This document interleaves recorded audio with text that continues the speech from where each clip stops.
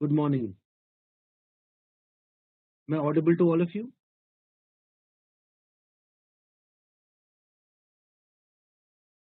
Okay. Today we will discuss that 2019 paper. The verbal part, if you see in this paper, there were total of 26 questions in that 2019. And because you get 3 hours for this test, so approximately the time that you should get for these 26 questions is around an hour. Okay. I would like you to solve it first. I'll give you one full hour. I would like you to solve all these 26 questions, and then we will discuss their answers. We will discuss what should be the answers. Okay. Should we start? Okay. So I have given you the rights to move to the next page. Please start. You have to solve all the questions, all 26, and time is 1 hour. Please start.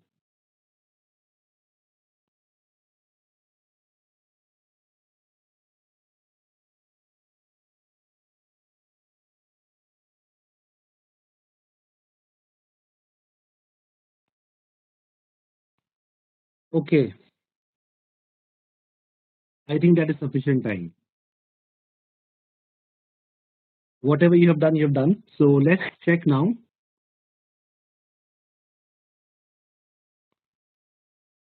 26 questions in all. Question number one, what do you think? Which is the best answer for this blank? Question number one, D. Yes, I think it should be D. While, because this is actually just the pattern, while X is naughty, Y is not naughty. So the word naughty is common. So while the importance of his horizontal stratification within higher education is widely acknowledged, far less attention has been applied to horizontal stratification within compulsory schooling. So both these words have to be same. Both these words have to be same because this is just like saying while X is playing, Y is not playing. So the word playing is common. So word within has to be common. Question number one, answer should be D. If you have any doubts, please ask.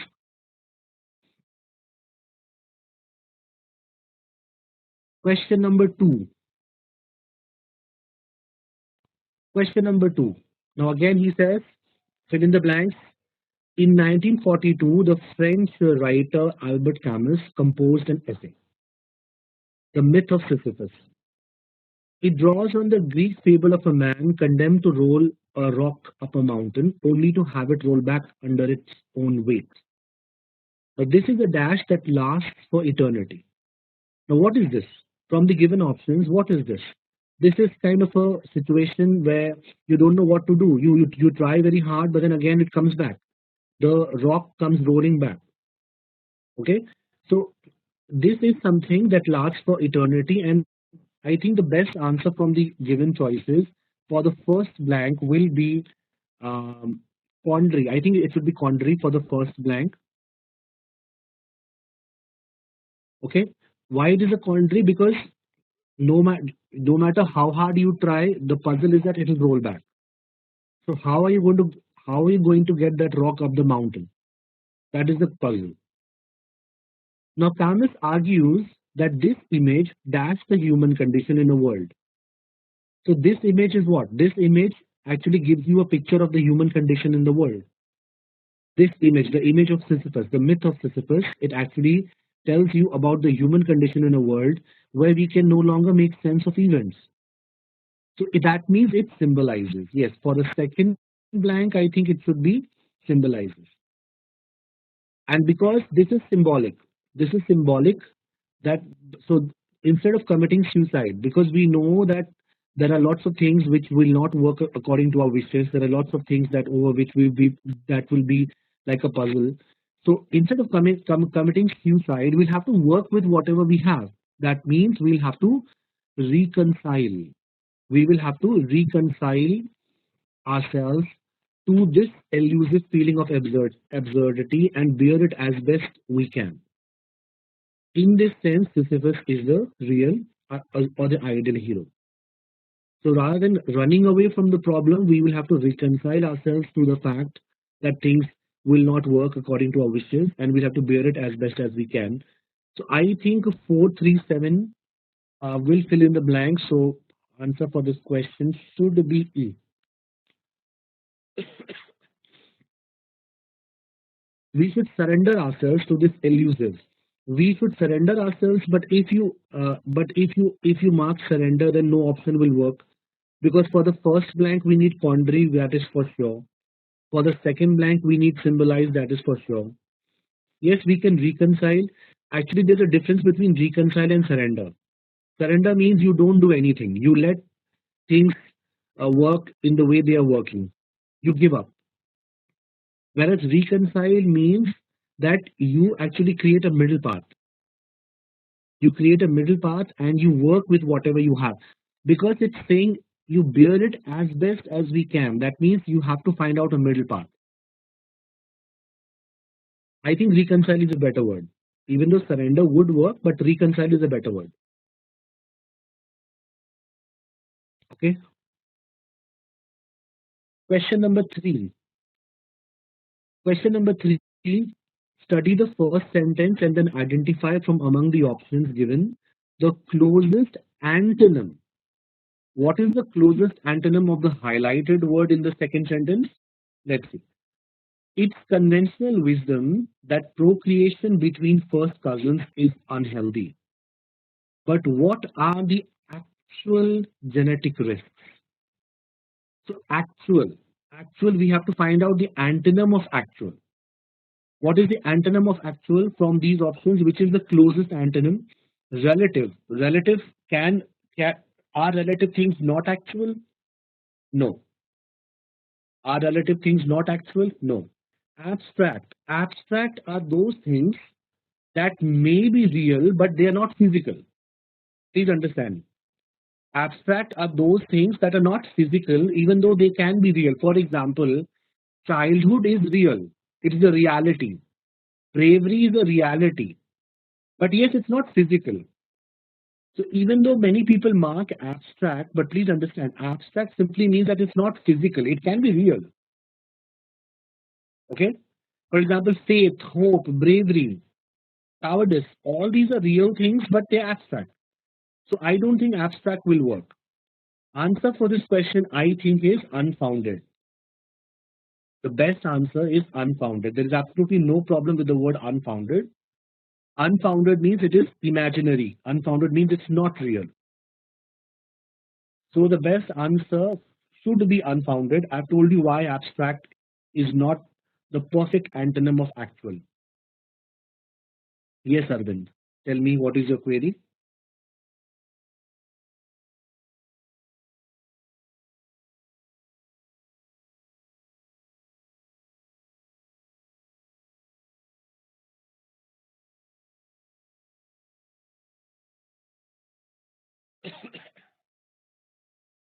Okay. In context of the line given, actual is something which is unknown. What are the actual? That means what are the real? You can actually use it in the sense of real or known. Yes, you are right. So unknown. We need a word like something which is unreal or unknown. Then again, you will come to unfounded. Because relative, the word relative or the word abstract, they don't mean unreal or unknown. It is a question. It is a question means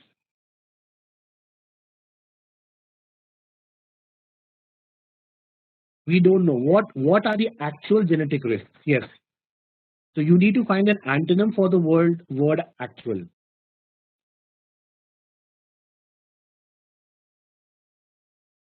Okay, we don't need to find an antonym for the entire sentence. We need to find antonym for the word actual. That's it. Okay. Coming to question number four. Question number four, again, study it carefully. and fill in the blanks. Who could resist the idea of remembering everything they wanted to without trying? Learning would be made easy, exams a dash. So just like learning would be made easy, exams would be made a. I think the word that goes, learning would be made easy, exams would be made. I think it should be breeze. Breeze means it you will be able to do it very easily. Okay, and you would never forget where you left your keys. And memory related disorders like Alzheimer's would have met their match. So it is of little surprise that scientists have turned their attention to ways of dash human memory. So what we are doing is we will expand, explore, not just explore. I think it should be the word that we need is more like expand or increase. Rather than exploring, we will increase human memory. Why? Because we want to remember everything. Because there is an idea of remembering everything. That means we will increase. The word that we need in the second blank is something like increase. So enhance will work, expanding will work, augmenting will work. And then he says, we use techniques that dash. Now, what are these techniques? These are those techniques that supplement or even mimic parts of the brain. Now, this will give you an answer. Anything that supplements or mimics parts of your body is called prosthesis. It is not a crutch. Crutch is more like an external thing which aids. It is a support, aid or support. Crutch is an aid or support. Prosthesis is something which supplements or mimics your physical organ or physical part of your body. So over here, because we need a word, it supplements or even mimic parts of our physical body. I think the best word for the last blank is prosthesis. And from here, I think, sorry, uh, uh, it is not prosthesis here. It is here because it is a technique which will supplement or even mimic parts of the brain. So, what is this? If anything supplements or mimic parts of the brain, then it is a prosthesis. Yes, yeah, over here it will be stimulate. Over here it will be stimulate, invigorate, awaken. All these words can work. In the third blank, all these words can work. All these words can work. But the difference is going to be in the last blank. In the last blank, we need something which supplements or mimics parts of our brain. And that word definitely is processes. So this is the only thing. This word processes is the only thing that is going to actually be the differentiating factor and which will tell you that the answer for this question should be number C.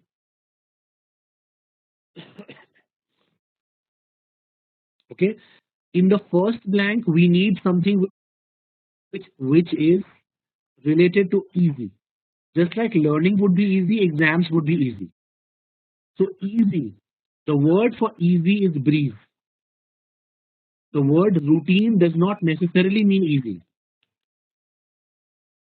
Aren't mimic and simulate. Yes, they are the same, Aditya. Mimic and simulate are the same, but over here the word is stimulate and not simulate. For the third blank, the word is stimulate and not simulate. STI.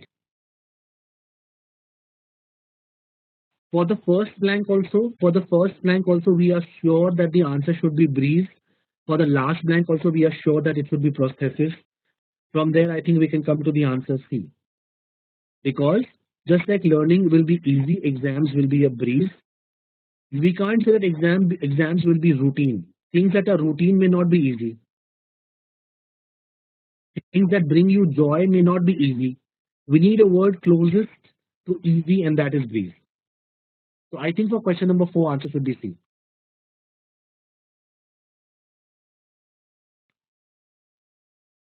Anybody has any doubt?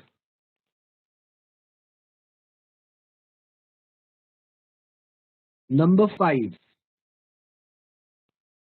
Question number 5.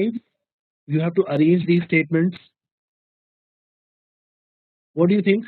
The first, the first statement. I think the first statement should be number 2, because you first give me an introduction that there were some Neolithic sites near the Adriatic Sea, and in from these sites, researchers have unearthed cone-shaped clay vessels known as raita. The raita has four legs on the bottom and round opening on the side. So you give me an introduction where about these vessels, where these vessels uh, were unearthed from. From there, you say they. Who are they? They are the researchers. They subjected the residues from shreds of the Raita vessels to radiocarbon dating to find out the ages and chromatography. Okay. After that, and what did they find when they subjected these vessels to study? They found that these vessels were used to store cheese. Now, probably you'll tell me why. Why storage of cheese was required? Because fresh milk couldn't be kept long without going bad. Cheese, on the other hand, could be stored for months at a time, providing much needed calories to early farmers between harvests. Okay, because uh, as the saying goes, if you kill one cow, you can eat meat for a particular week. But if you milk the animals, then the farmers would be spreading the food grain from that animal over several months rather than just 1 week. Okay, and that is why archaeologists, they were forced to admit that humans might have been using animals for dairy quite early in their domestication industry. You have marked answer D. Okay. 21354. 21354. Yes, I think D is the answer for question number 5.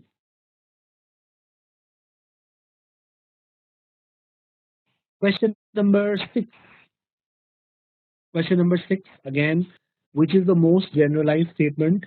I think number 2 is the most generalized statement because it gives you an overview of the spectrum management regimes. It tells you that these regimes are now moving from a command and control regime to a flexible use regime. There are new technological developments that are happening, and there are significant opportunities in managing large swathes of spectrum as a common property resource in addition to flexible use. So this is the overview of spectrum. From here, he'll move to, I think, number 5, and he will say that when you look at the demand for spectrum, it has never been so acute as today's communication services. They extend beyond simple voice to complex data and video. They are augmented by evolving technologies such as peer-to-peer sharing, social networking, fourth and fifth generation networks, big data, and cloud computing. Okay, so first you give me an overview, and then you tell me what is driving this demand. On the other hand, when you look at the supply of spectrum, supply is restricted. It is restricted due to competing nature of users and vested interests of incumbent holders. Okay, and that is why he says that when you look at the political legacies and market realities, they pose unique challenges for spectrum managers. Why it is a unique challenge? Because there's a lot of demand, but supply is restricted, and that is why these managers, spectrum managers, they must negotiate a tricky path to the land promised by technological possibility. And finally, you come to a specific Indian case and say an in-depth exploration of the Indian case. Okay, and case studies of early adopters of mobile technology will provide spectrum managers a pragmatic and modern approach whereby they could utilize their resources efficiently and optimally. So from being generalized, come to a specific, you come to a specific case of the of India. So I think this should be the order. Based on this understanding, I think answer for this question should be E. It should be E. 25431. Aditya B नहीं होना चाहिए. 5 should not come before 2 because number 5 is discussing demands of spectrum. What is driving the demand of spectrum, whereas number 2 is talking about spectrum management as a whole.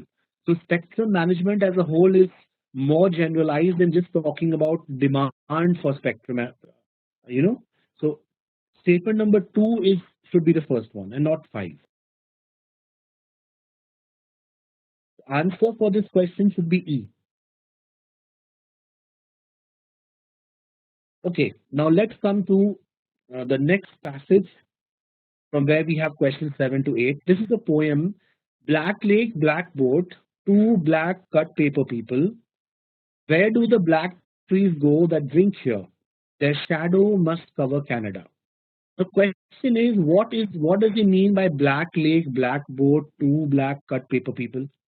The word black signifies so many things. The word black signifies so many things. It can signify death. It can signify misery. It can signify gloom. It can signify evil. Whatever it does, it is bad. It is bad. It can signify darkness. And by the word darkness has all these connotations. Okay. So what this author is trying to say that there are two people traveling on a boat. It's all black. Okay. The lake is black. Everything is black. The trees also are black. And you're wondering where do the black trees go that drink here? So till where do these trees extend? And he tries to give the answer that the shadows must cover Canada. Then he tells you in all these blackness, a little light is filtering from the water flowers. In the water there are flowers, and some little light is coming from these water flowers. Uh, the leaves of the flowers, they do not wish us to hurry. They are round and flat and full of dark advice. That means everywhere there is darkness, there is misery, gloom, death.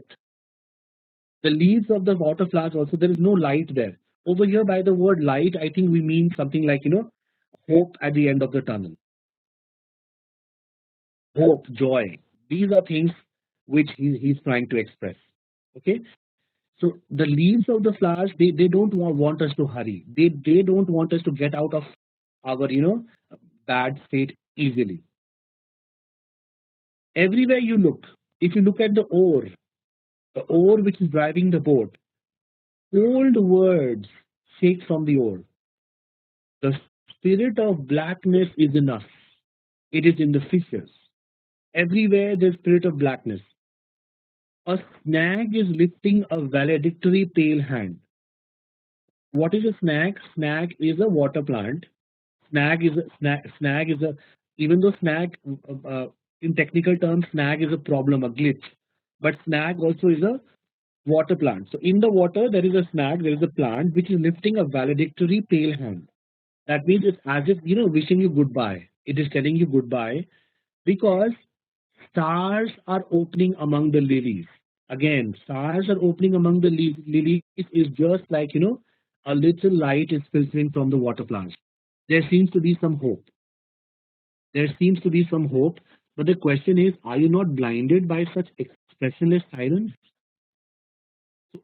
Do you see? Are you able to realize that these things give you hope? The stars, the little light which is filtering from the water flowers. Do you see that these things signify hope, or or or do you continue believe in continue in the belief that there is misery and death and evil and gloom and darkness all around? Because this is the silence of abandoned souls. This is the silence of abandoned souls. That means these are people, these are souls, these are people that are abandoned. So again, this again in a sense signifies that there is gloom and misery everywhere. Based on this, based on this, question number 7 and 8. Anything you did not understand here?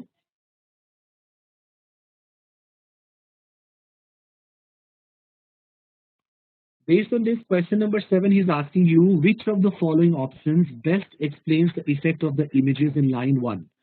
So, which which option best explains the effect of images in line 1? So, we will have to look at something which is the most comprehensive, which explains all the things mentioned in line 1. I think the best answer should be D. Okay? I think the best answer should be D. You have marked E. You have marked E, but the problem is that just because I use black, it's not only evil. Blackness does not just signify evil. In number E, what you're doing is that you are making black a symbol of just evil. Why just evil? Can it not be symbol of misery? Can it not be symbol of death? It can be symbol of so many things. So I think we should take it with an open mind rather than become restricted to just one aspect of black, which is evil, So I think number D is more comprehensive. It says the black lake lacks regenerative potential.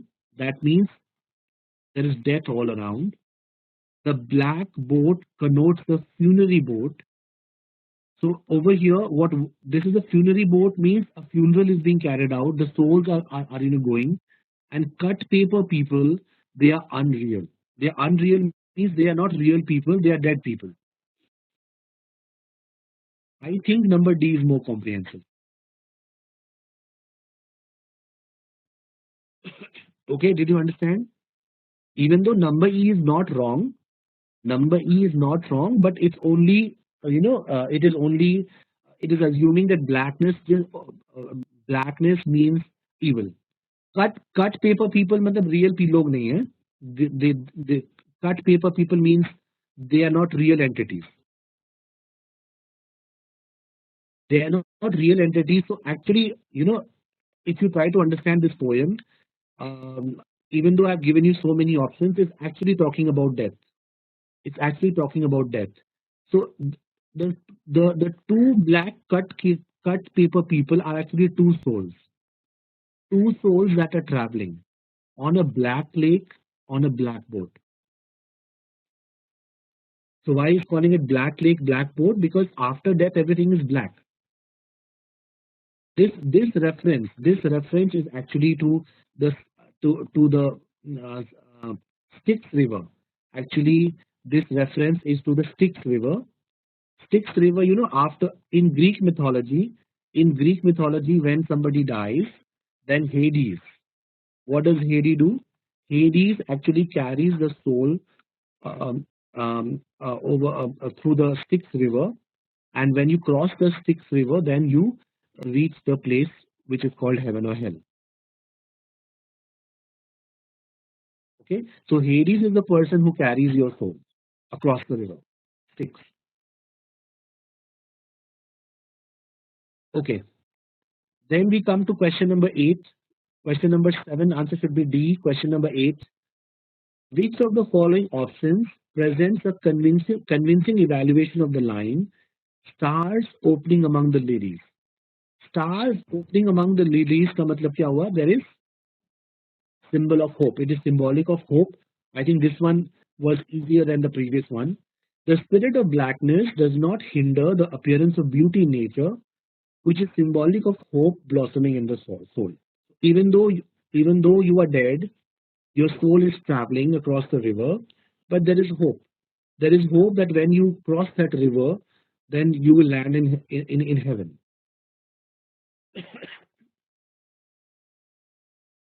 So I think the best answer for question number 8 is C.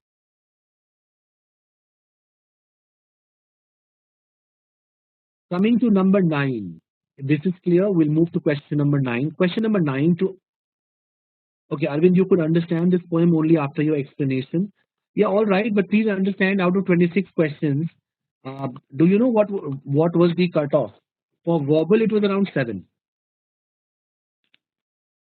In 2019, for verbal, the cutoff was 7, which means there are lots of things which you will not understand. No, not 7 questions, 4 of 7.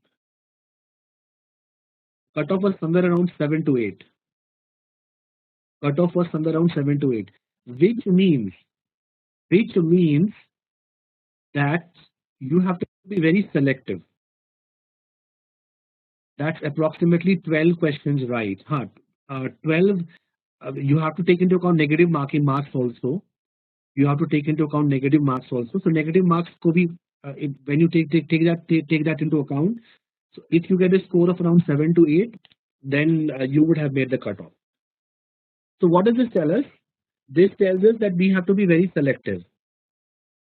There are lots of things in the XAT paper that are actually out of this world, and that is how XAT paper has always been. Okay, leaving questions will get marks deducted. First 12 questions, if you leave 12 questions in all, 12 to 15 questions, then there would be no deduction. Okay, overall there were around 74. Overall there were around 74 questions in this paper. Out of 74, if you leave 12, then there's not going to be any deduction. After that, even if after that, even if you have left more than 12, then the deduction is minuscule. The deduction is not 1/4. Okay, so it's better to leave. It's better to leave it. Yes, it's better to leave. Okay.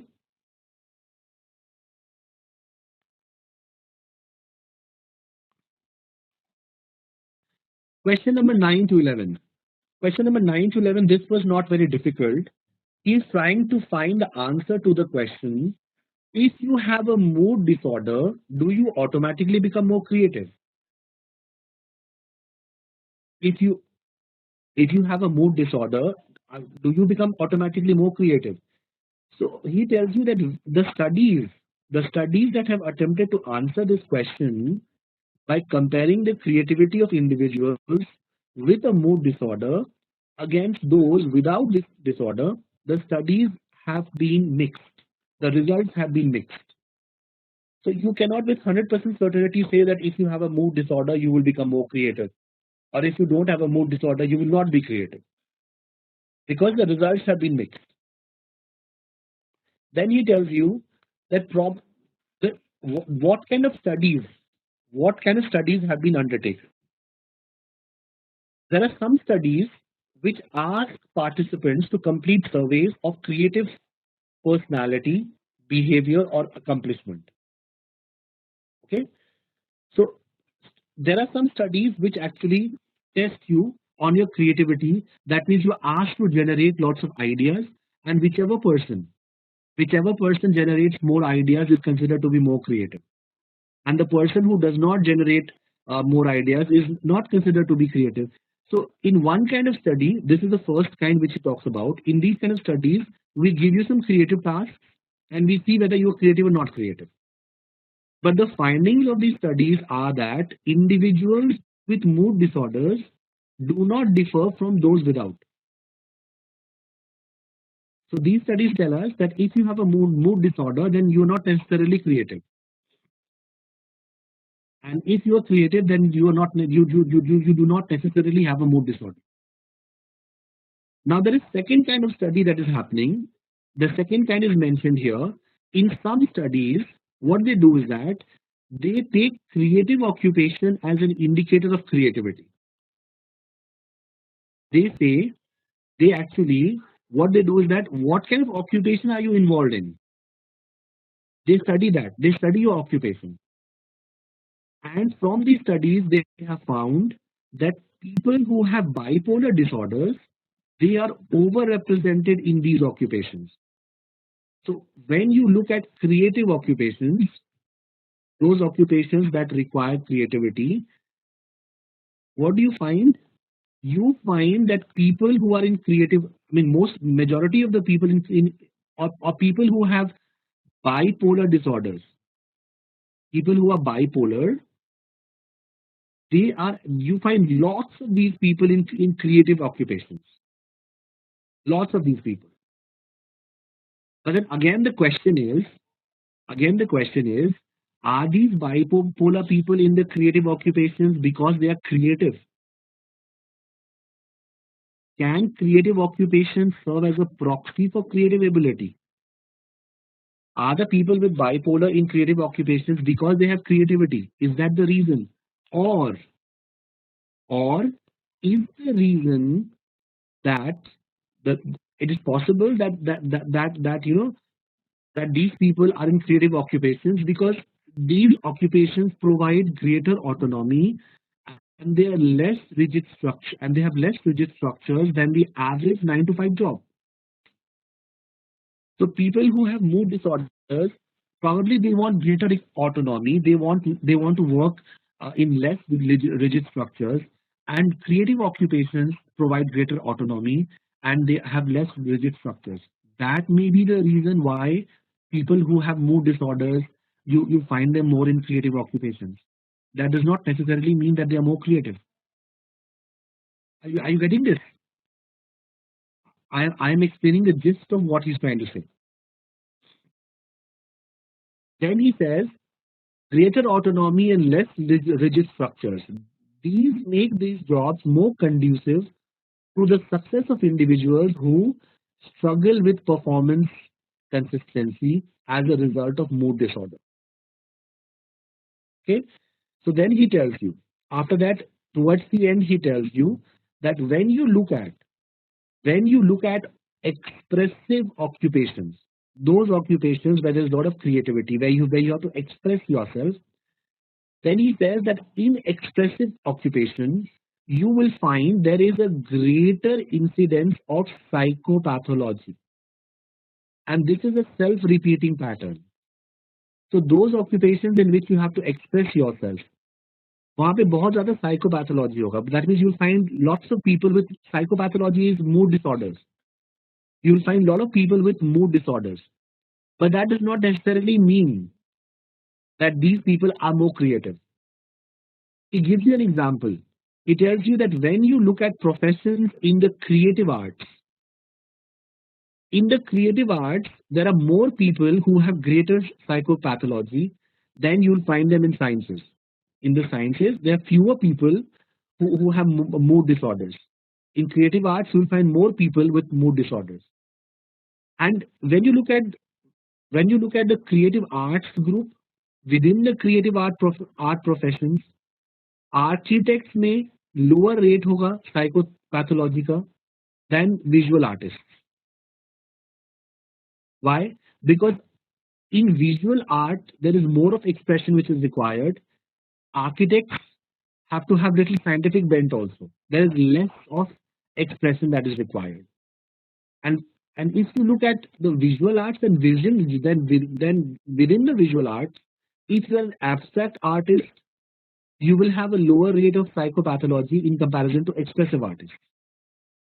So what does it tell us? This tells us that you know this tells us that people who have psychopathology, that means who have mood disorders, they are more comfortable in jobs where they can express themselves. They are more comfortable in jobs where they can express themselves, and that is why wherever there is more expression required, you will find people who have more people who have greater psychopathology.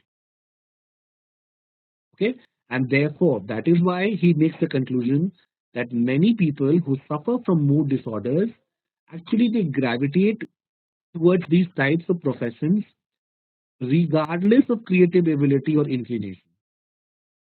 So people who have mood disorders, they may or may not be creative, but still they will want to work in professions where there's a lot of expression.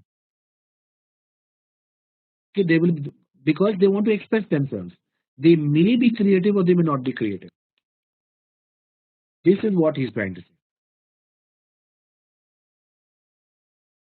Anything you did not understand, please ask.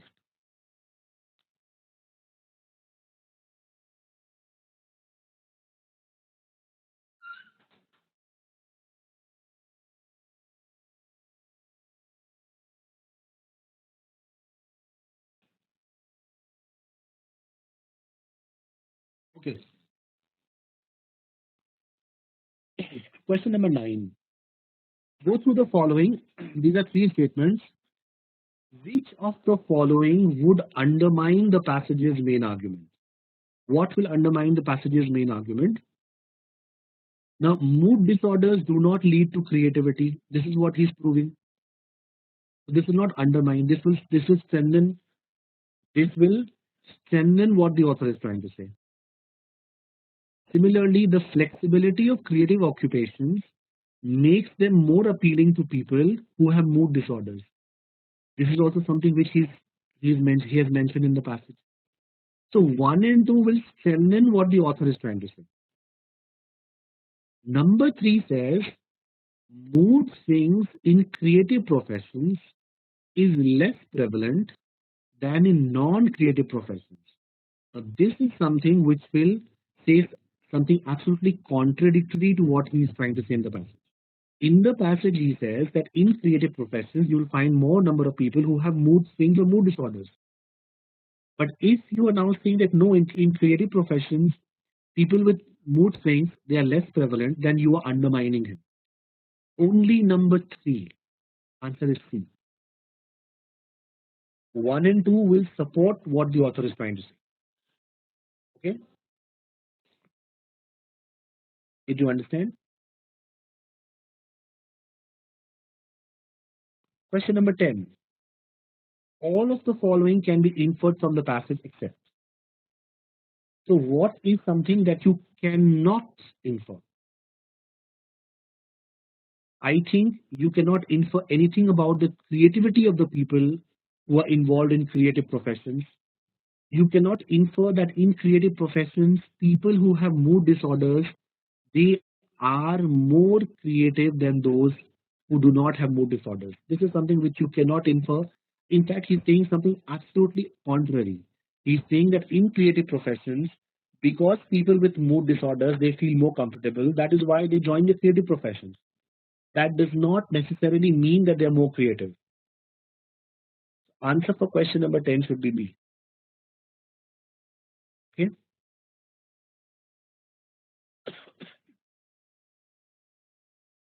Please stop me if there is anything you did not understand.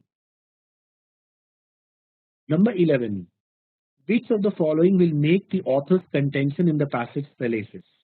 So what will prove the author wrong? I think number B. Yes or no?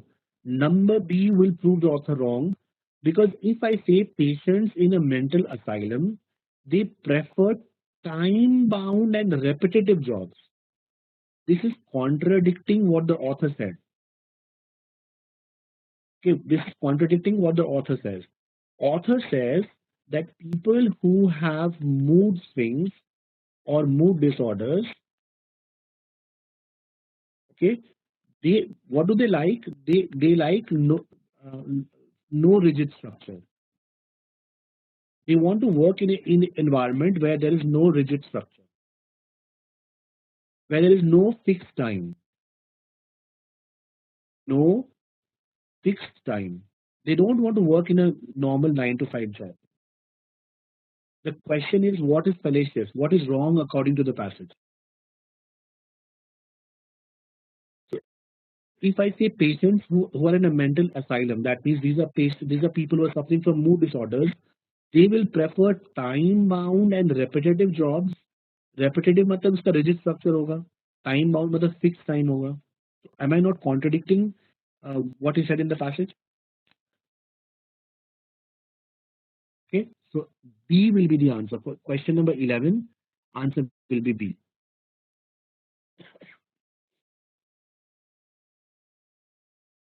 Coming to the next one, question number 12 to 14. In number 12 to 14, he is telling you that everybody has an opinion about women's speech. Okay, we actually tend to have some notions about women's speech. Uh, speech. Speech is something that actually we believe it is a domain of males.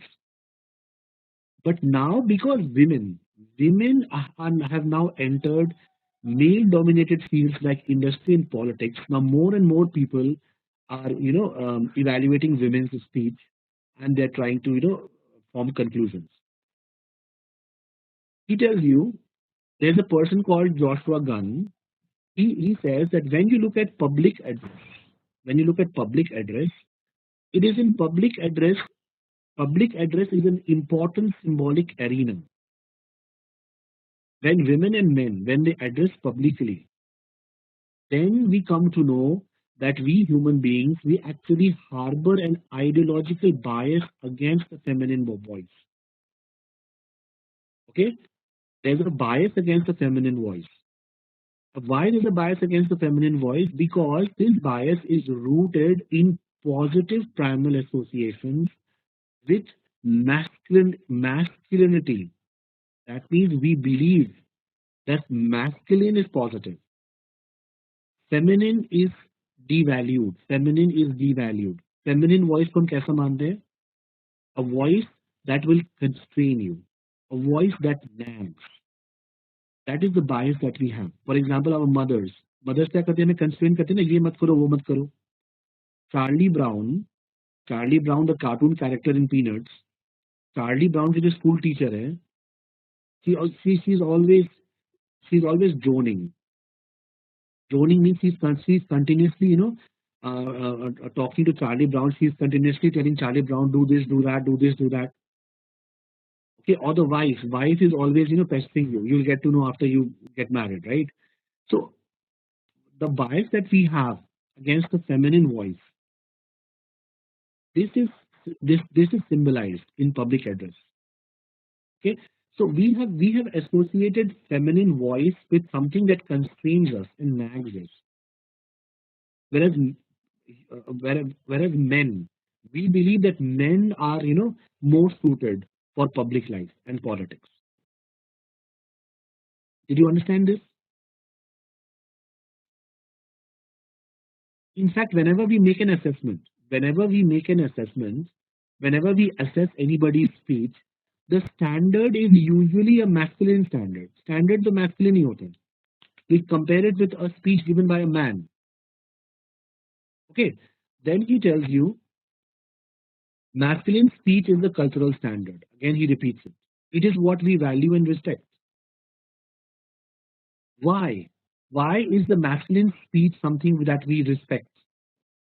Because when you look at the masculine voice, it is low pitched. The demeanor is assertive. So when somebody's voice is assertive and low pitched, what does it signify? For us, it means that this person is talking logic. This person has control and authority. This person is suitable for the public domain. Whereas women's voices, because they are higher pitched, so people believe that they are just like immature boys. They're immature boys. There is a lot of cadence. Lot of cadence. Cadence means the rise and fall in the voice.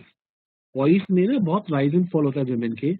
And this rise and fall happens because women's voice exhibits a wider range of emotional expression. Women express emotion, और emotion जहाँ express करते हो, it is bad. Why it is bad? Because it comes across as uncontrolled. You're not able to control your emotion. Whereas male voices, they signify reason and control. And that is why we associate uncontrolled speech. That means all the cry, all the grunts, all the screams, all the yaps, ये सब uncontrolled है, emotions है. We associate these things with what happens in the private and domestic sphere. So these are things which you should do at home and not publicly. And because these are things associated with private domestic sphere, these are things which are coded as feminine. So when men give speeches, men are expected to repress passionate, emotional speech. Because why they are expected to repress it? Because it threatens the norms of masculine control and order. Okay? Do you understand? So after that he tells us that how we actually say something, in what way we express something, that also tells us a lot about control. Because when you look at us, we human beings, we have internalized by either osmosis or from early observations of adult language. When we observe our adults talking to us, when we get criticism from our teachers, or through changes within ourselves, we actually come to understand that these are things which are considered eloquent, these are things which are not considered eloquent. For example, our adults tell the girls not to be too bossy, and they tell the boys to act like gentlemen. So all these, when we are given these kind of prescriptions, when we are given these kind of prescriptions by our adults, by our teachers, when they tell us how to behave, how to speak, so in a sense, they actually tell us how to control our emotions, how to be eloquent. Then he goes on and he tells you that these norms become most obvious when they are violated. So there are norms given by society to us, how we need to speak, how we need to behave. When we violate these norms, then everybody comes to know about it. Okay? He gives an example. He gives you an example of Howard Dean, because in Howard Dean, what happened is that Dean, while giving a speech in 2004, he actually screamed. He screamed. He emitted a spontaneous, high-pitched screech of joy. So he actually screamed, and when he screamed, then what happened? He suffered. He suffered because we. How did we actually? How did we interpret this speech? We believed that he has fallen off the control and reason wagon. That means he has lost control. He is no longer talking logic. He has lost control, and he will suffer for it. And the rest, as they say, is history. That means, in all probability, Howard Dean lost. Okay, lost. In all probability, Howard Dean lost. So it is important that you control your speech. For men, it is important that you control your speech. Women के साथ women have a completely different dilemma, because women have to please like a woman and they have to impress like a man. Okay, so the problem with women is that women in the public sphere, they have been expected to perform femininity, and usually they do this by adopting a personal tone. So those women who are in the public sphere, who work in the public arena, they are expected to perform in feminine ways. And what are the feminine ways? The feminine ways are that we adopt a personal tone, we give anecdotal evidence, मतलब stories crack करते हैं, jokes बोलते हैं, domestic metaphors use करते हैं, we make emotional appeals. So these are things that are adopted from our home sphere by women. And this is what expected of them. Okay, but this is not accepted by the people in general. This is why people believe that females are more suited for the homework. They are not suited for public address, public discourse. And that is why, when you look at performances of femininity, females, females, when they perform, then the voices are vocal. They are vocal. They give they give more. The emphasis is more on appearance. The emphasis is more on sound. That is what we believe. Whereas when men speak, the emphasis is more on control and reason.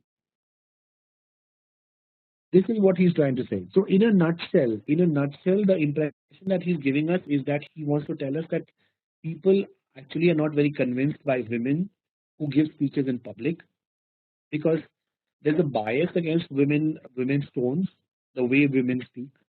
We believe that women are more suitable for domestic work, and when there are women who are working in public, uh, we actually believe that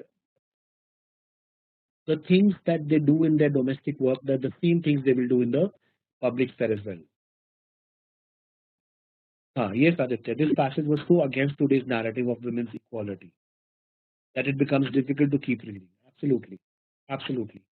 If you've understood that, I think you will understand the gist. Even if you do not understand every single line, but you have understood the gist. That people are biased. People are biased. They are not ready to accept women's public address. Let's see who has attempted these questions. Question number 12. Which of the following statements, if true, is contrary to the idea as developed in the passage? What is contrary to the idea? What have you marked? No, I think E should be the answer. I think E should be the answer. If you say that male followers of powerful women political leaders, they actually imitate their leaders' cadence, rhetoric, and rhythm. That means males are imitating the voice patterns of females. Males are imitating the voice pattern of females. If you say something like this, you are saying something absolutely contrary to what is being said in the past. E is the best answer for question number 12. Okay, is it clear? 13. And okay, explain C also. Number C. In certain hierarchically organized Indian political parties, women can participate in discussions as long as they appeal, persuade, and support others. This is what expected of women. Is expected, you know. Women are not supposed to initiate new ideas. They just need to appeal, persuade, and support through emotions. So this is not contrary. This is actually supporting the views of the passage. Anshita.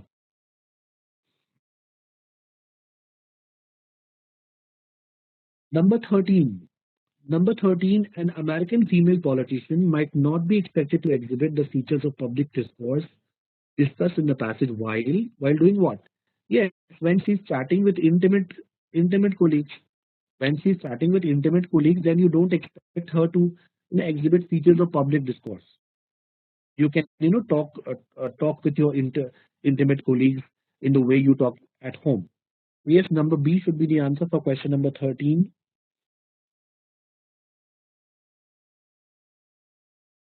Number 14. Which of the following, if true, would make the core argument of the passage irrelevant? What will make the core argument of the passage irrelevant? What have you marked? I think E should be the answer. If I prove that today sharing of emotions and elaboration is more important than sharing information and being brief. So if sharing of emotions is more important, that means males will have to also speak in the way females speak. Otherwise, otherwise they will lose importance. The moment I say this, that males will have to speak in the way females speak, then everything in the passage becomes irrelevant. Answer is E for question number 14. Please take a look. Till now, anybody has any doubt? Anything that requires clarification, please ask. Yes, questions are confusing. Yes, Arvind. And I think when you read it, if in the very first reading you don't understand, it's better to skip. It's better to skip and go move to next questions. Okay. Question number 15 to question number 17. You could only solve till this question in 1 hour. So you were trying to solve every single question.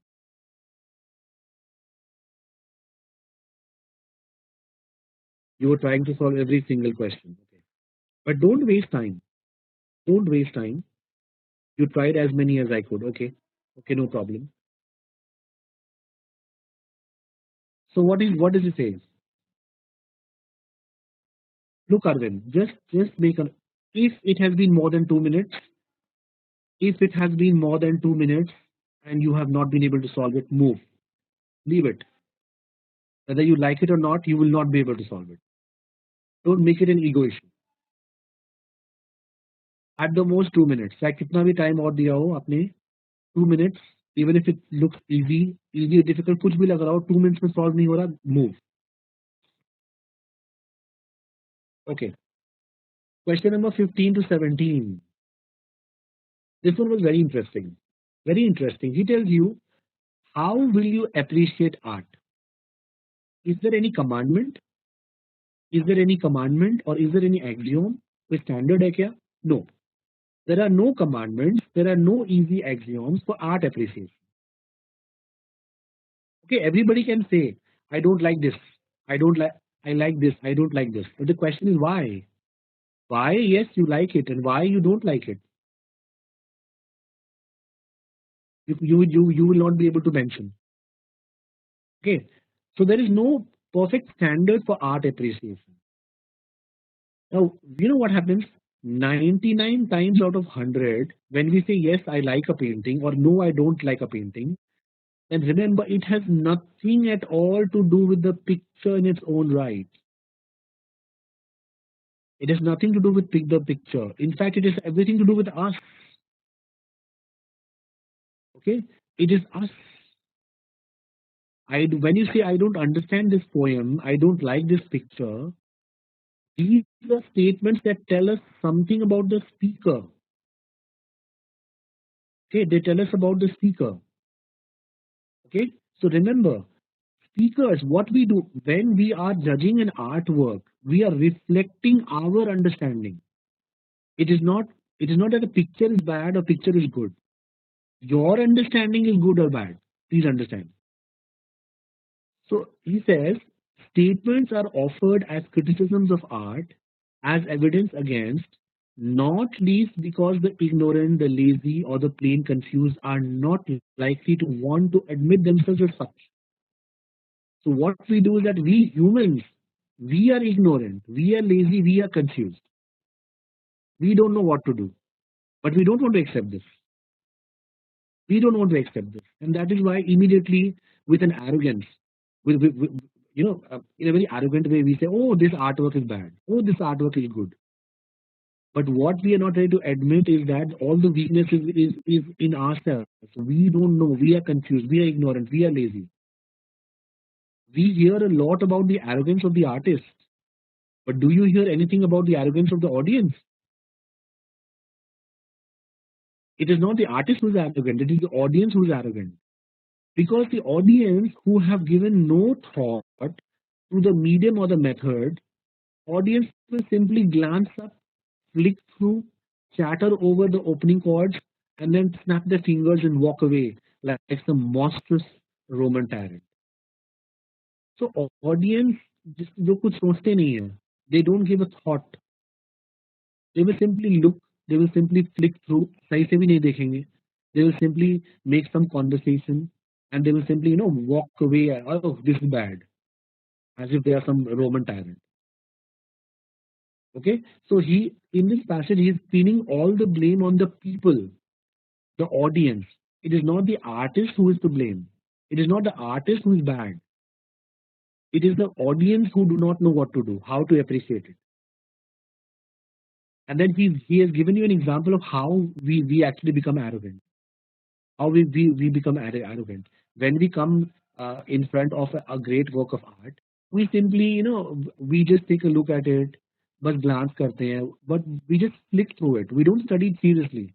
थोड़ा बहुत chatter करते हैं, थोड़ा बहुत discussion करते हैं, and then we snap our fingers and we walk away, as if oh, we are the kings of this world, and whatever we believe is the value of that artwork, that is the value of the artwork. Then the author says, this is not arrogance, of course. They can absorb in a few moments and without any effort the sum of the artist and the art. This is very important line. What is he trying to say? Over here he is saying that, oh, you believe this is not arrogance. Okay, you believe that no, the audience, when the audience, in a very few minutes, audience can understand everything about that artwork. Which the audience can understand the artist and the art, everything in a very few minutes. How is the audience becoming arrogant? This is what the author is trying to say. Many people will say that no, this is not arrogance. This is not arrogance. Yes, this contrast meaning. So over here, the author is being sarcastic. The author is being sarcastic. The author is saying that there will be some people who believe that you can absorb a great work of art, you can understand everything about the artist and the art in very few minutes. Arrogance kahan hai? Okay, so over here the author is being sarcastic by saying that this is not arrogance, but actually he means to say this is arrogance. This is arrogance. How can you absorb in a few minutes and without any effort the sum of the artist and the art? सब कुछ समझ आ गया आपको artist और art के बारे में. You stand 5 minutes in front of Mona Lisa, you understand everything. Of course, you are not arrogant. Huh. You can understand everything, right? This is what he's trying to say. Then he says, then he says, you know, then he says that problem is that if you look at a true painting is stubbornly independent. It is stubbornly independent. It does not reflect the reality of the viewer. Painting जो है viewer का reality reflect नहीं करता है. Painting is imaginative because it does not reflect the reality of the viewer. That is why many viewers will not understand it. If you want to understand it, then you have to take away the thick curtain of protection. When you look at an artwork, तो आपके आपके ऊपर आपके आंखों के ऊपर एक glasses लगे हुए हैं. There's a curtain of protection. There's a protection of prejudice. There's a protection of authority, protection of trivia. So you have so many biases. कितने सारे biases हैं आपके अंदर. And when you look at an artwork, you look at an artwork through these prejudices. You'll have to take them away. You'll have to take them away, and only then paintings can begin to work its power. Only then you'll understand the power of the painting. He tells you there are very few people who will manage an hour alone with the Mona Lisa. Okay, there are very few people. In fact, our art lovers, they have not succeeded in freeing themselves from the protection of assumption. They say that they love art, but they have so many assumptions. Okay, so there is a problem with the audience. Problem is not with the artwork. There, the audience lacks concentration. Audience cannot meet intensity with intensity. An artist makes an artwork with a lot of intensity, but does the audience have the intensity to understand it? The audience has not discovered anything about the painting, but the painting has discovered a lot about him. The painting knows that this guy does not know how to evaluate. This guy is inadequate. This guy is inadequate. He does not know how to evaluate. Okay. So very good passage. Very good passage till now. Everything is clear. Anything you do not understand? Then he says, whenever you say that something is boring, pointless, silly, obscure, then what happens? You might be wrong. Why you might be wrong? Because the work falls so outside of the safety of your own experience that in order to keep your own world intact, you must deny the other world of the painting. Because something is outside your experience, outside the net of your experience, that is why you say it is boring. Okay? So this is what he's trying to say. Art में क्या होता है? Art does not belong to our evolutionary pattern at all. Art does not belong to an evolutionary pattern. It has no biological necessity. Art does not need to evolve. Okay? Art does not need to evolve. Remember that. Um, it is not the artwork which is problematic. It is the audience who evaluates the artwork who are problematic. They are inadequate beings. They look at artwork from the protection of their prejudices. There are so many biases, there are so many preconceived notions that they have, and when they evaluate an artwork, it is through this prism that they are evaluating the artwork. They cannot see, they cannot see, they cannot see the imaginative experience. Okay, this is in short what he's trying to say. There's no need to go through every single line, but this is the gist of what he says. I think this was a passage which you definitely should have attempted because it was easier to understand. Question 15. A young man visits a critically acclaimed modern art exhibition in his city and he finds that he does not like any of the exhibits. If he were to share his experience with the author of the passage, which of the following is most likely to be the author's response? Author will say that you are being inadequate, isn't it? Don't blame the artwork. You don't know how to evaluate. You cannot look at things from from out of this world perspective. Yes, number B should be the answer. Number B should be the answer. Don't deny the other world of art to hide your inadequacies. Because you cannot relate it to your reality, you say it is not good. So you're hiding your inadequacies. Yes, question number 15 answer is B. Number 16, number C. You are as arrogant as the artist. But he never says, but the author never says that the artists are arrogant. Yes, you are arrogant, that is true. But artists are arrogant, this is wrong, Aditya.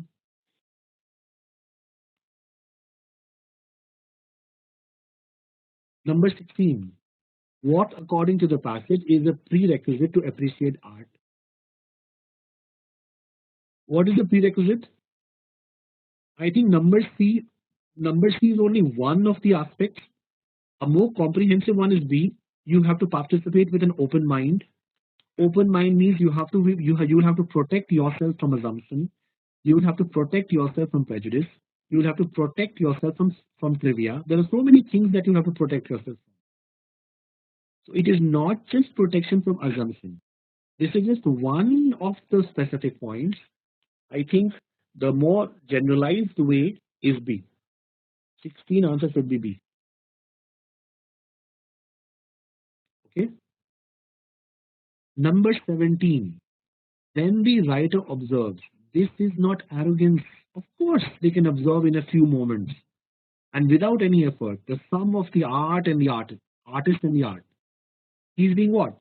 Obviously, he's being sarcastic. He's being sarcastic. Yes. The 17 answer is B. Okay. Coming to 18 to 20, another passage. Another passage over here, he tells you, he's talking about elevation. He's talking about elevation. Elevation means something that, makes you, excuse me, something that uplifts you. Something that uplifts you. Okay. He tells you that in the past decade, there has been an explosion of interest in positive psychology. That means people want to know what makes us feel good and why. Okay, because why do people why are people trying to study positive psychology? Because there are powerful moments of elevation which push a mental reset button. When you get elevation, then something makes you feel good. Then what happens? It's as if a reset button is pushed. When you feel good, then all the feelings of cynicism are wiped out. They are replaced with feelings of hope, love, and optimism, and a sense of moral inspiration. So that is why people want to study what elevates you, what puts you on a higher plane, what makes you feel good. Because when you feel good, then what happens? Sometimes it acts like a reset button. All the things, all the bad things that have happened, they are actually wiped out. Okay, so he tells us that the effect of elevated language, when you use language which elevates you, which makes you feel good, then the effect is not persuasion. Any language, any elevated language, it does not want to persuade you, but it wants to transport you. It is not just going to persuade you, it wants to transport you. That means it wants to take you from a state of misery or sadness to a state where you'll be happy or you'll feel good. Then he gives you examples. He gives you examples of Abraham Lincoln's second inaugural address. When you listen to Abraham Lincoln's second inaugural address, it seems as if God is talking. Okay? God is talking. Similarly, when masters like Martin Luther King Jr. when they gave a when they gave a speech, we were transported. It seemed that world is such a good place. We are so happy. Everything is going to turn out good. I can give you an Indian example. A very famous speech by Jawaharlal Nehru. tryst with destiny. You know, everybody knows when you listen to that speech, it's as if it's out of the world experience. At the stroke of the midnight hour, when the world is asleep, India will awake to light and freedom. Isn't it? So these words, yes, these words, when you listen to these words, it's as if a current goes through your entire body. It elevates you. It makes you so happy that from that day, after that speech, we were a free nation. So he gives you examples of Abraham Lincoln's speech or speeches by Martin Luther King. Yes, there is an adrenal rush. Absolutely. It elevates you. Then he tells you that had it, had it is a person, when he was going through the letters of Thomas Jefferson, then in that letter he found the first description of elevation. What exactly is elevation? Elevation is the physical sensation that comes from witnessing goodness in others. It dilates the breast and it elevates the sentiments. And everybody privately they covenant to copy the fair example. Covenant means they make an agreement with themselves that okay, we will also behave like this. We will also behave like this. So what is elevation? Elevation is the physical sensation that you get when you see goodness, when you see something good happens, and you like to copy uh, copy that act. That is elevation. Okay. So many times you'll see that elevation gives you chills or a tingling feeling in the chest. There are many people, many times what happens is that when the national anthem is played, many times when the national anthem is played and you stand, especially in situations where you were not expecting the national anthem to be played, then what happens? Many times it gives you a tingling feeling, goosebumps, goosebumps होते हैं. So this noticeable physiological response is important. You get the goosebumps. Okay, why does this happen? This happens because oxytocin. Oxytocin actually it physically what happens is that oxytocin which is emitted from the vagus nerves they actually are emitted. They are emitted, and that is why you get a physical sensation. Something elevates. Then he says elevation. Elevation is a part of a family of self-transcending emotions. If anything leads to elevation, so you are transcending. You're transcending. You're going to a higher level. Okay. There are things like awe. There are things like awe.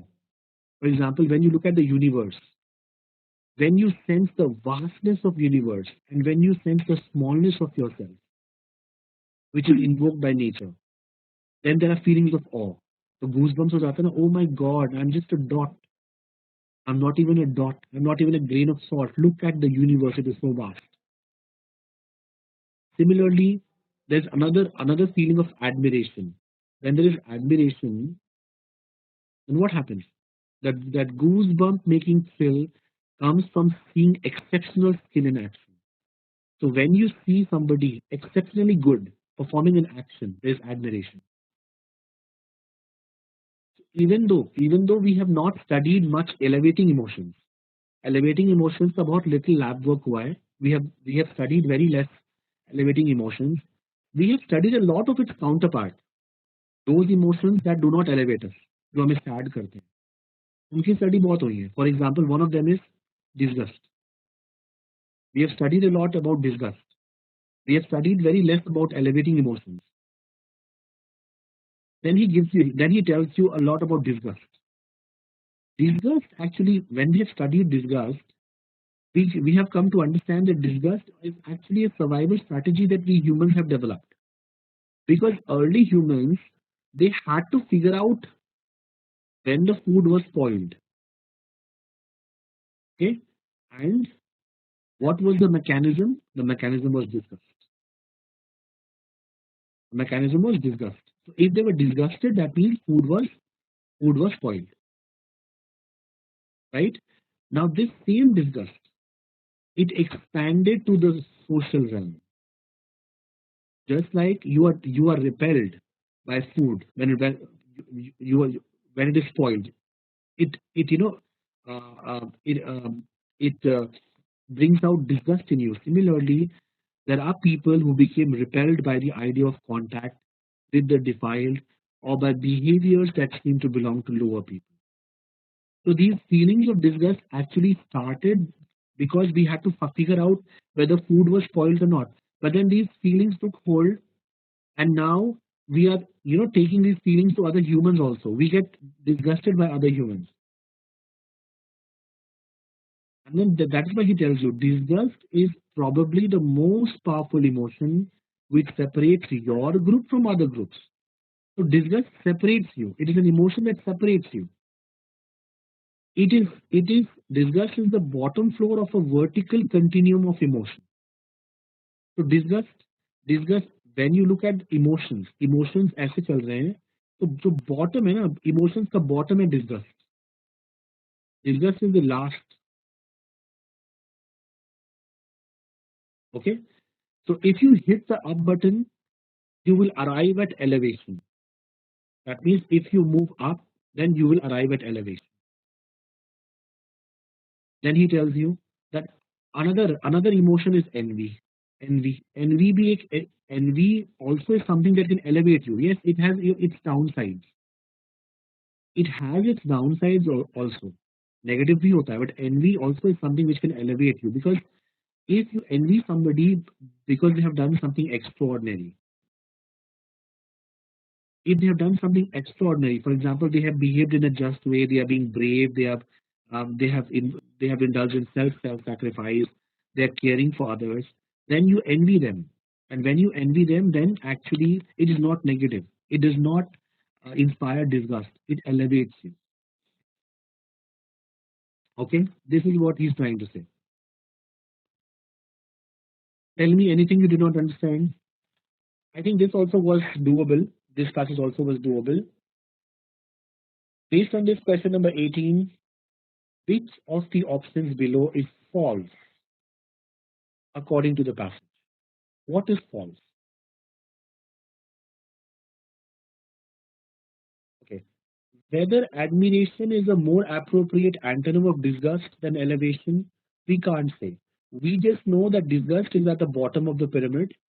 Disgust is at the bottom of the pyramid. When you move up, you will reach elevation. But is elevation the last point, or is admiration the other end of the extreme? Can't say. Can't say that. I think answer should be C for question number 18. When you have reactions to extraordinary external stimuli, it will purge you of evil that is not necessary. That is not necessarily true. That whenever you react to extraordinary external stimuli, you will automatically be purged of evil. That is not necessarily true. That is why number C should be the answer.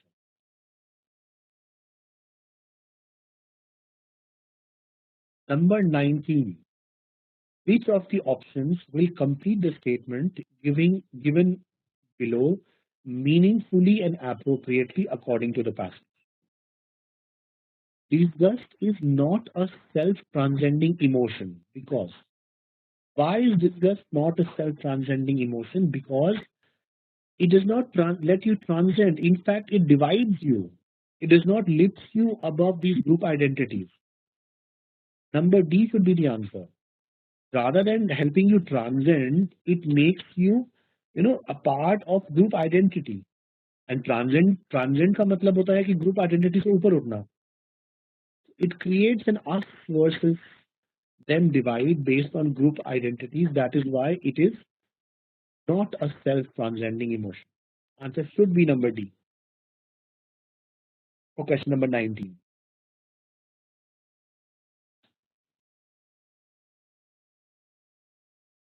Okay, is this clear?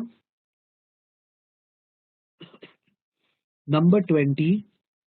Which of the options below correctly identifies the function of elevation? What is the function of elevation? Elevation, what does it do? It helps us to transcend to a higher plane. Yes, Number E should be the answer for question number 20. Elevation helps us to transcend to a higher plane. Absolutely. Anybody has any doubt till now? Anything you did not understand? Okay. And let's come to the last 6 questions. Question number 21. Read the passage and answer the question. He tells you that observations have shown us that goats are slowly becoming like the new dog. That means they behave like dogs, and that is why they are qualified to be man's best friend. Now, research has shown that just like humans, goats have no desire to interact with people who come off as angry or upset. And goats are more attracted to those people who have big smiles plastered across their faces. Now, in all 20 goats, 12 males and 8 females, they were released into a pen which was decorated with images of happy and angry humans. And what did the scientists learn? That the scientists learned that goats can distinguish between happy and angry images of the same person, and in general, they prefer the humans to be happy. This is what the scientists learned. Based on this, which of the following is definitely true? What is definitely true? What have you marked? I think this is a critical reasoning question. I think answer should be A. It is definitely true that when the goats they look at a smiling person, they are happy. Okay, when the goats look at a smiling person, then the goats are happy. This is definitely true. When a goat looks at a frowning person, then the goats will become afraid. Can't say. When the goats become sad, no. Goats will avoid such a person. Goats will avoid such a frowning person. But whether the goats will automatically become sad or the goats will become afraid, you can't say. Okay, answer should be number A for question number 21. Any other option you think can be right? Yes, Arvind.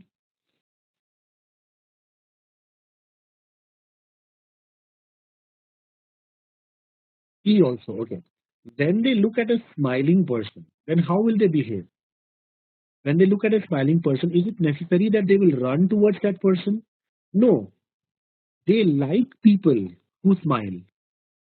They are attracted to those people who smile. But that does not mean that they will automatically run towards the person who's smiling. Okay.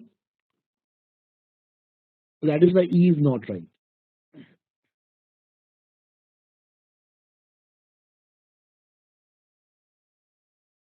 But they will be happy. Okay. ये देखो ना, they are much more attracted to those with big smiles plastered across their faces.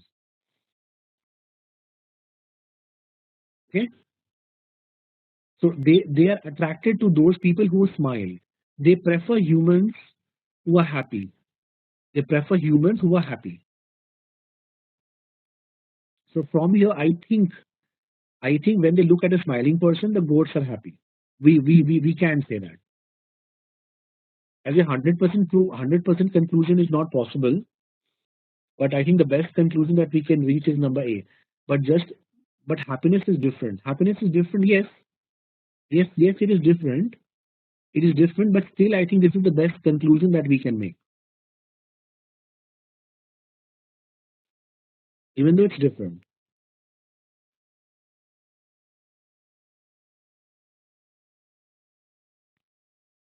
22. This one was easy. Okay, you left this question.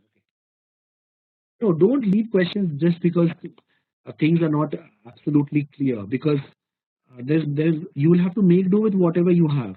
And options are not going to be perfect. ये happy words से अच्छा और बहुत सारे words हो सकते थे. But from the given options, still A is best. Okay. Now he tells you, 22nd, he tells you that if you want to measure drug efficacy, then you should compare the responses of patients taking the medicine with patients who are taking placebos. So you can calculate the drug effect how you subtract the placebo responses from the overall responses.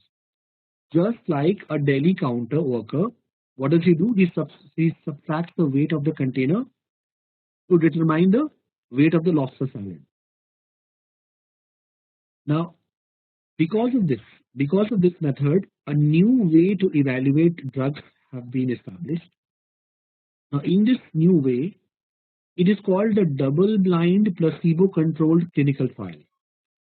Now, in the double-blind placebo-controlled trial, what will happen? Neither the patient nor the clinician will know who is getting the active drug and who is getting the placebo.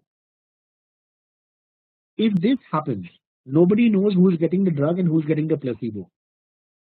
And if I ask you a question, how does a double blind ensure a better trial of new drug? कैसे ensure करता है? All of them will be the answers to the question except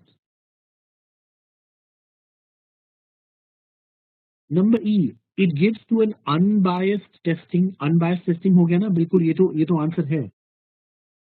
This is an it is unbiased. It is because neither the patient knows nor the clinician knows. इसको पता नहीं तो unbiased हो गया ना. This is an answer. Number D also is an answer. Answer for the question will be A. It increases the overall response to the drug. Increase कैसे करेगा overall response? Response is going to be the same. If there are 50 people, 50 responses तो होंगे ना? How will it increase the overall response to the drug? It is another matter that these 50 people who have been given the active drug and who have been given the placebo, you don't know. So question number 22, answer should be A. Answer should be A for question number 22.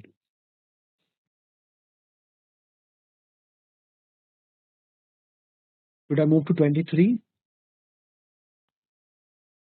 Number 23. Minimum how many RC should be attempted? Anshita, it's not a matter of RC. If you find RC is difficult, then attempt other things. Out of 26, almost 15 questions to करना ही पड़ेगा. 15 to 18 should be your target. Out of 26, 15 to 18 questions करना है, and you need to, every time the cutoff is around 8. Cutoff 8 के आसपास ही होता है, almost every time. Okay?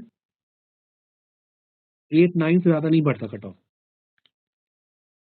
Okay. Now we know that alligators are freshwater reptiles. But what has happened? That surprisingly, they have also been found in a salt marsh in Georgia. Then he tells you that, okay, even if they are found in a salt marsh, this is not a mystery. It's not a miracle because there are 23 species of predators that live in surprising habitats. These predators, they are thriving in places that they shouldn't. Now, this tells us that we have some serious misunderstandings about their behavior and how to protect them.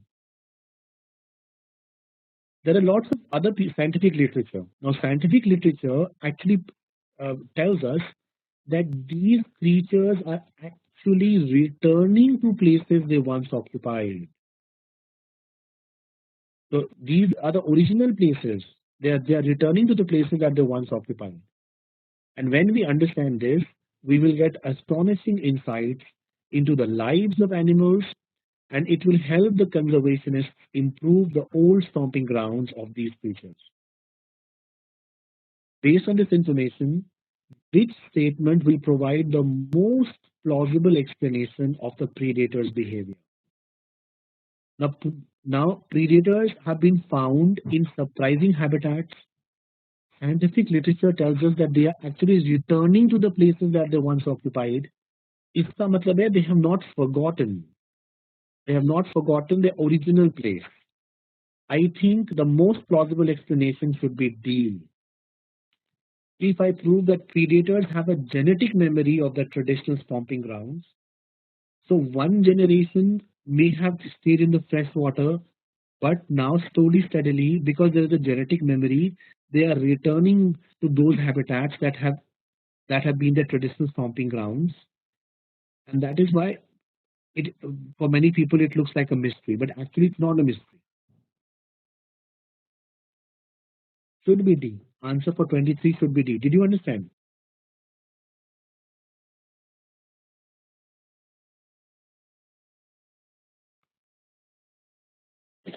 Please check.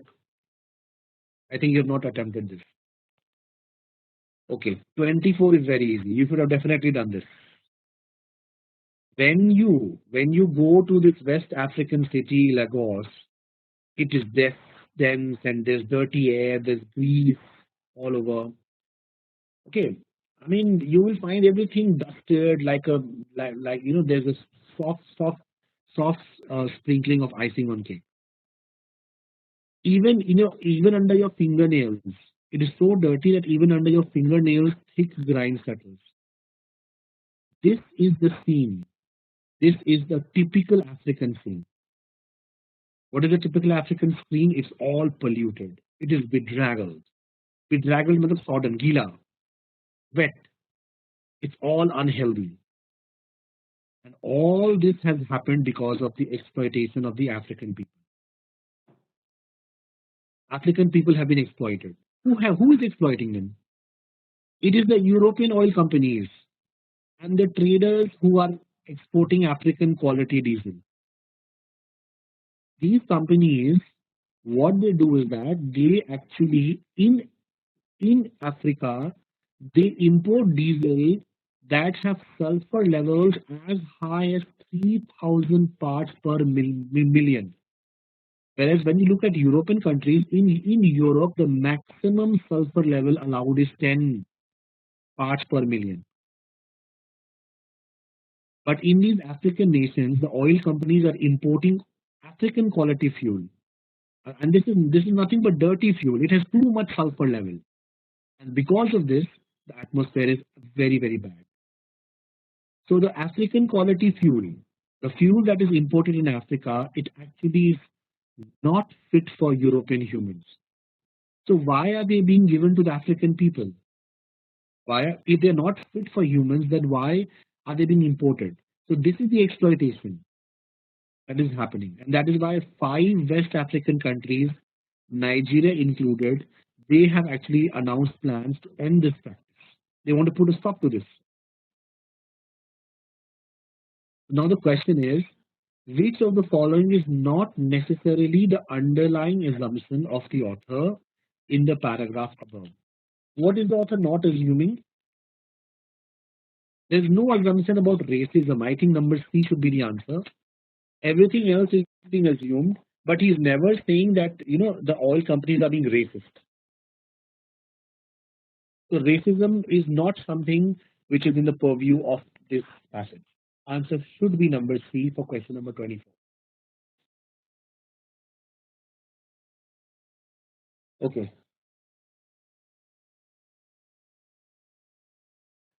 Number 25. Question number 25. Which of these statements below is least fallacious? So which statement is least wrong? Tell me. ये random statements हैं. Which of them is least wrong? Yes. When you mitigate risk, उसमें cost हो सकते हैं. There can be some cost. This is the least fallacious. Other statements can't say anything. You can't say anything. Marlon Brando was a good actor because everyone liked him. पता नहीं. हो सकता है उन्होंने. It's possible. It may not be possible. Okay. So cheating in examinations is wrong because God will punish you. Again, we can't save its purity. The snake in the temple likes milk because devotees offer it milk. Again, we can't save its guarantee. Educated people do not oppose sale of hard drinks by governments. So drinking cannot be illegal. Again, we can't save its certainty. But yes, when you mitigate risks, it often comes with cost. This is something which is most acceptable. It is least fallacious. And the last question, which option does not reflect the relationship which is implicit in emendation and editor? What is the editor known for? Editor is known for emendation. Emendation means making amends. making corrections. Editor makes amends, makes corrections.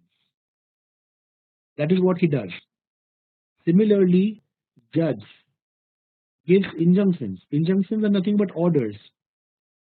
So इसमें तो reflect हो रहा है. Doctor का काम है examination करना. This also is being reflected. Just like editor's work is emendation, judge's work is injunction, doctor's work is examination, coach's work is discipline. Coach will ensure discipline. And saints, we call a person only saint when he has renounced. So saints का काम होता है renunciation करना. This also is right. It is not the usher's job to illuminate. Illuminate मतलब light करना usher का काम नहीं होता. Usher is the person who just shows you your seat. उजाला करना, switching on all the lights, that is not the job of the usher. That is why answer is D for question number 20.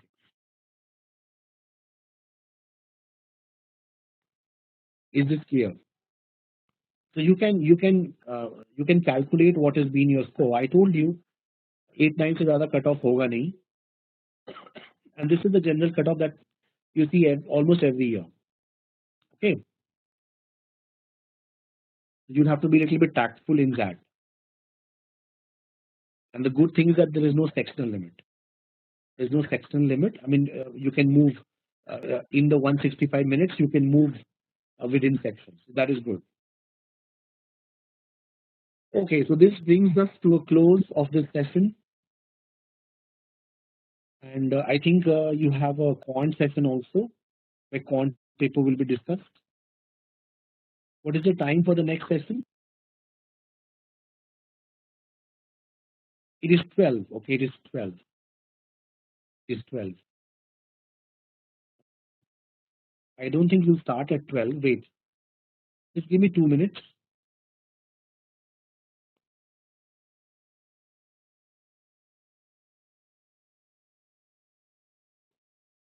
Okay, your next session in quant will be at 12:45.